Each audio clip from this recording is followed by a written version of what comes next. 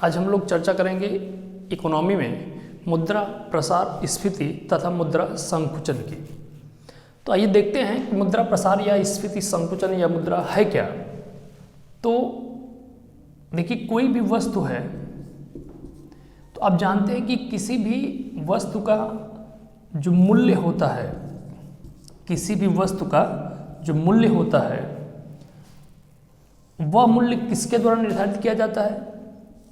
उस वस्तु के मूल्य का निर्धारण मुद्रा के द्वारा करते हैं आप। किसके द्वारा? मुद्रा के द्वारा।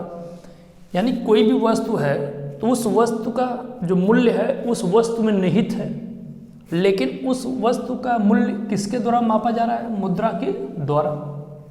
तो मुद्रा का जो मूल्य है, इस मुद्रा के मूल्य में आप सामान्यतः देखते हैं कि इस मुद्रा के मूल्य में परिवर्तन होते हैं। मुद्रा के मूल्य में क्या होते हैं? परिवर्तन देखने को आपको मिलते हैं। और इस परिवर्तन का प्रभाव कहीं ना कहीं आप देखते हैं कि इस परिवर्तन का जो प्रभाव है प्रोडक्शन,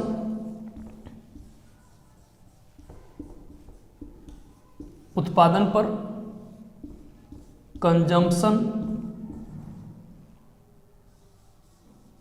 कंजम्पशन यानी उपभोग,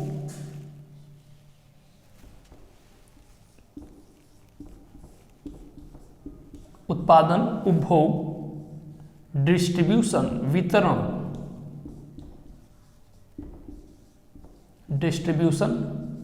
वितरण एंड एम्प्लॉयमेंट,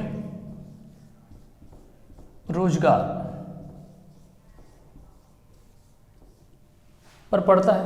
तो अत्यधिक प्रभाव पड़ रहा है उत्पादन पर, उपभोग पर, वितरण प्रणाली पर और रोजगार पर। तो मुद्रा के मूल्य में ये जो परिवर्तन देखने को मिल रहे हैं, तो मुद्रा के मूल्य में जो परिवर्तन होता है, आप देखेंगे भी कि मुद्रा के मूल्य में जो परिवर्तन होता है ये दो दिशाओं में होता है। कितने दिशाओं में? दो दिशाओं में ये परिवर्तन आपको देखने को मिलता है। तो वो कौन कौन सी दो दिशाएं हैं, मुद्रा प्रसार और मुद्रा संकुचन कहते किसे हैं, उसके बारे में हम लोग बात करेंगे। तो अब ये आपको क्लियर हुआ कि किसी भी वस्तु का मूल्य किसके द्वारा निर्धारित कर रहे हैं आप? मुद्रा के द्वारा। यानी जितनी मुद्रा के द्वारा किसी वस्तु को आप क्रय कर रहे हैं या विक्रय कर रहे हैं, तो वही उसका क्या होगा? मूल्य होगा।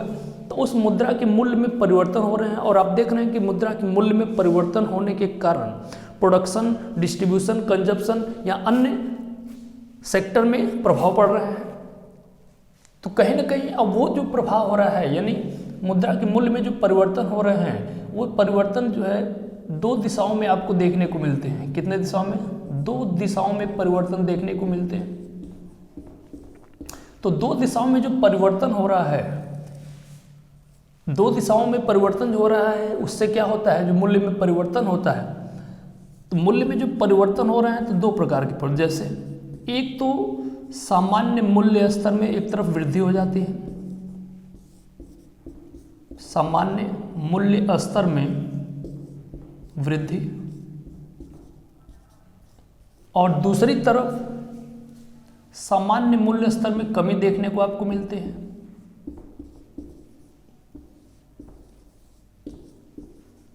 सामान्य मूल्य स्तर में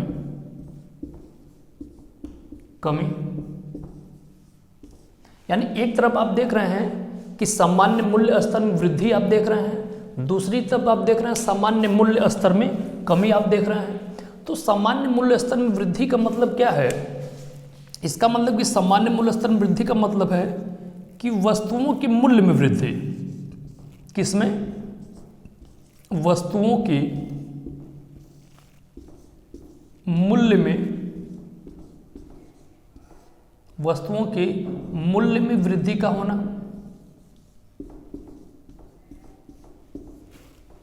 और यहां पे आप देख रहे हैं सामान्य मूल्य स्तर में कमी का मतलब वस्तुओं के मूल्य में कमी,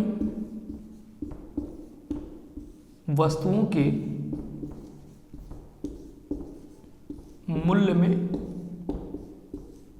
कमी।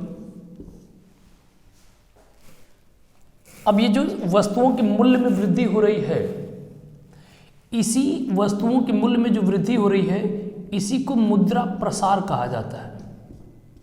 इसी को क्या कहते हैं? मुद्रा प्रसार या स्फीति। मुद्रा प्रसार या स्फीति। और यहाँ पे क्या हो रहा है? वस्तुओं के मूल्य में कमी हो रही है। तो वस्तुओं के मूल्य में कमी का मतलब मुद्रा संकुचन की स्थिति हो रही है। क्या हो रही है? मुद्रा संकुचन। इसी को मुद्रा संकुचन या अपस्फीति भी कहते हैं इसको। अब वस्तुओं के मूल्य में, अब देखिए एक तरफ सामान्य मूल्य स्तर में वृद्धि यानी वस्तुओं के मूल्य में वृद्धि हो रही है। तो वस्तुओं के जब मूल्य में वृद्धि होगी तो लाभ किसको होगा? वस्तुओं का जो निर्माता है उसको लाभ होगा, उद्योगपतियों को लाभ होगा, जो मध्यस्थ जो सटोरिये हैं उनको लाभ होगा, व्यापारी वर्ग को लाभ होगा। लेकिन कहीं ना कहीं जो उपभोक्ता वर्ग है उसको हानि होगी। और जो वेतन भोगी हैं, जो मध्यम वर्ग है, जिनकी आय क्या है? स्थिर है, आय में कोई बहुत ज़्यादा परिवर्तन नहीं हो रहे हैं, कहीं ना कहीं उनको समस्याएं होंगी। सैमुएल्सन के बारे में भी आप जानते होंगे, अर्थशास्त्री सैमुएल्सन ने लिखा भी है कि एक समय ऐसा था जब हम टोकरी में मुद्रा को लेकर जाते थे और खाद्य पदार्थ जेब में लेकर। एक समय ऐसा भी था, और अब आज देख भी रहे हैं आप, अगर आज की सैमुएल्सन की अवधारणा की बात किया जाए, जैसे इस समय अगर महंगाई अधिक है, तो महंगाई अधिक है तो इसका मतलब क्या? महंगाई अधिक है इसका मतलब कि आप टोकरी में पैसा लेकर जा रहे हैं और खाद्य पदार्थ जेब में लेकर आ रहे हैं। तो सैमुएल्सन वही कहे उन्होंने कि एक समय ऐसा था कि जब आप जेब में पैसा लेकर जाते थे और टोकरी में खाद्य पदार्थ लेकर आते थे।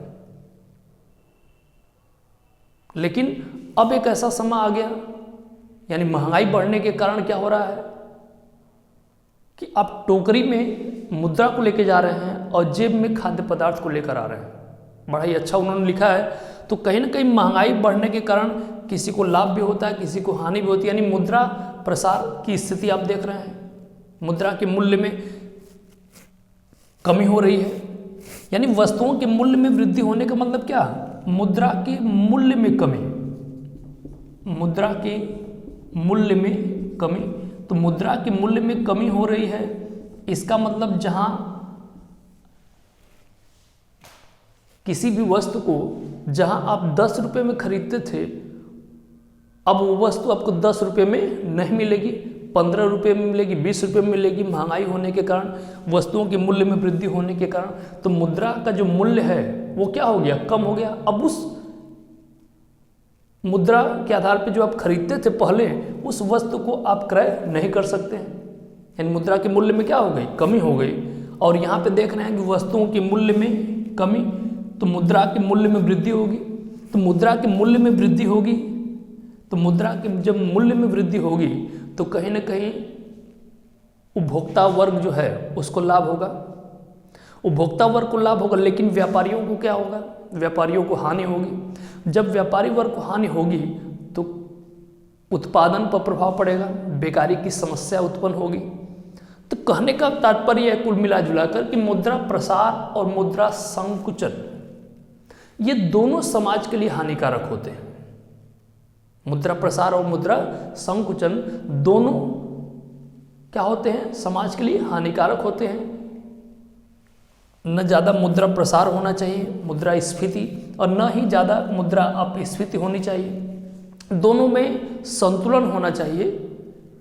और मुद्रा प्रसार यदि मार्केट में है, मुद्रा संकुचन है, तो कैसे इसको नियंत्रण किया जाता है, इसके बारे में भी हम लोग चर्चा करेंगे। तो आज का जो टॉपिक है, हम ये आपको समझाना चाहते हैं कि मुद्रा प्रसार है क्या, ये आपको समझना है।